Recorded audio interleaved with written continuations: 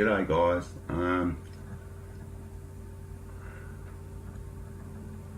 I've got something sensitive to talk about. It turns out I had aspergers spectrum disorder as well. I didn't even know, and I never got diagnosed with it, but God told me about probably, I don't know, 2 weeks ago. Correct me if I'm wrong. And I realised that was why I'd been being aggressive towards the people around me, and a couple other things. I've been listening to the Nigerian Christian radio station. It's really cool over there. It's kind of happy and joyful, you know. Over there, it's like the death penalty in some instances for homosexual activity, or you get like 15 to 21 years jail. And they have anal examinations to determine in cases where they reckon there might be a risk that you've been up to that kind of stuff, to find out if you have, I guess. I'm looking at, I actually applied for the Army. I put in an x-ray with the Army. I submitted it to them a few months ago, maybe 4 months ago, from 2005 when my jaw got broken by my ex-wife.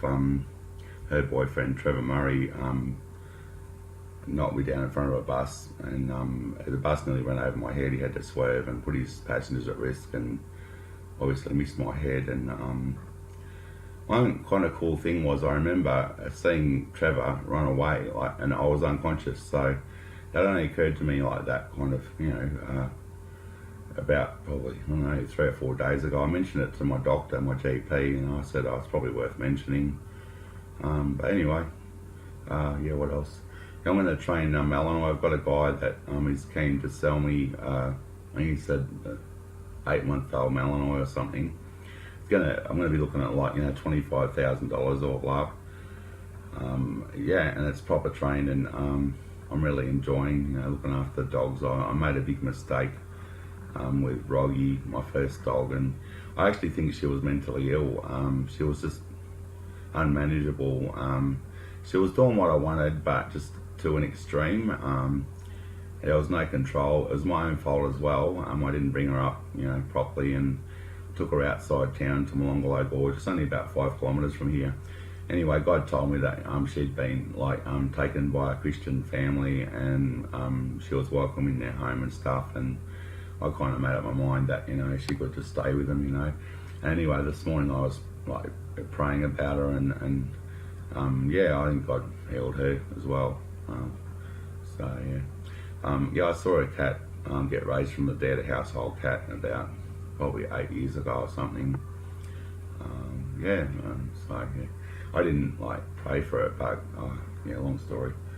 Anyway, what else? I'm probably going to get my truck license in a week or two, and I'm waiting. I'm waiting for this application for the Army. So I put an X-ray in with them 4 months ago, from 2005 when Trevor broke my jaw, and then I had it re-X-rayed 2 days ago, and then the X-rays were available 10 o'clock yesterday morning. So I drove into the Canberra recruitment, Australian Defence Forces recruitment office, and dropped off the new X-rays. And the lady that took the X-rays, she had immediate access to them. It just took a day to sort of print them or whatever onto film. But she had a look, and she said, look, there's no evidence of it ever being broken. And that was kind of my point. I wanted to sort of it's circumstantial evidence basically. It's it kind of it's evidence towards faith healing being real.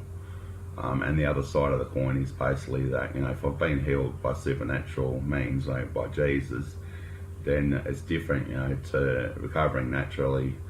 A broken bone will heal, in 8 weeks, and but you'll still have, weakness there, and so I haven't been healed, by normal kind of recovery or whatever. Some doctor said to me years ago, it's possible that my illness burn itself out, but that's kind of the other point I was trying to make to the Army was that my mind's fine, and it's pretty good, and Yeah, I'm just, I already said I'm getting my truck license, and that's about it. Yeah, so God bless, and yeah, thanks, bye.